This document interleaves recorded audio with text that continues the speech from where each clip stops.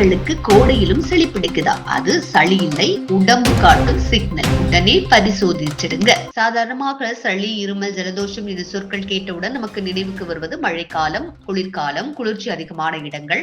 ஆனால் இப்பொழுதோ எரிக்கும் வெயிலில் நடக்கும் ஒரு வேடிக்கையான மாற்றம். சிலருக்கு வெயில் காலத்திலும் இந்த அறிகுறிகள் உருவாகின்றன.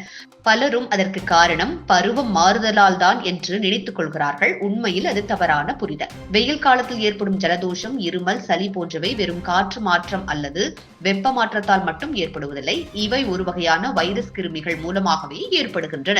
வெப்பத்தில் வாழக்கூடிய, வெப்பத்தை கையாளக்கூடிய வைரஸ்கள் சிலரின் உடலுக்குள் நுழைந்து இந்த அறிகுறிகளை ஏற்படுத்துகிறது. அதிலும் முக்கியமாக வெயில் அதிகம் இருக்கும் நாட்களில் வெளிச்ச வெப்பத்துடன் சேர்ந்து வெப்ப காற்றில் இருக்கும் ஈரப்பதம், தண்ணீரின் தரத்தில் ஏற்பட்ட மாற்றங்கள், தூசு மாசுகள் ஆகியவை நம்முடைய உடலின் இயற்கையான பாதுகாப்பு மண்டலத்தை பாதிக்கின்றன. இதன் காரணமாகவே அந்த காலத்தில் வைரசுகள் உடலில் நுழைவதை தடுக்கும் சக்தி குறைந்து நோய் தொற்று ஏற்படுகிறது. அறிகுறிகள் என்ன? வெயில் கால வைரஸ் தாக்கத்தால் ஏற்படும் அறிகுறிகள் பெரும்பாலும் கீழ்கண்டவையாக இருக்கும்.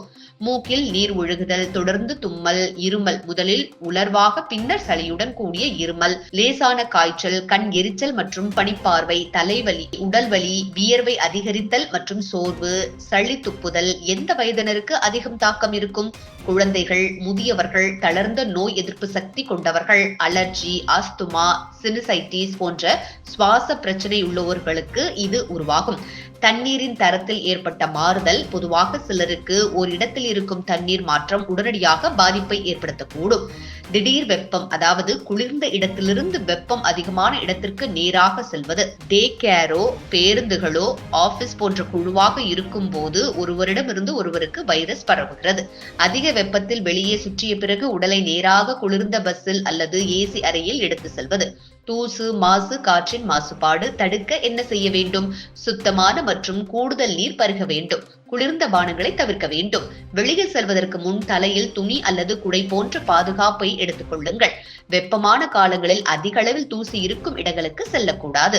எப்போதும் முகக்கவசம் அணிய வேண்டும். வைரஸ் எதிர்ப்பு சக்தி உள்ள உணவுகளை, அதாவது இஞ்சி, வெந்தயம், துளசி, வெள்ளரி, பழங்கள் போன்றவற்றை சாப்பிட வேண்டும். உடல் சோர்வை தவிர்த்து தூக்கம் போதுமான அளவில் எடுத்துக்கொள்ள வேண்டும். சிகிச்சை எப்போதாவது தேவைப்படும்.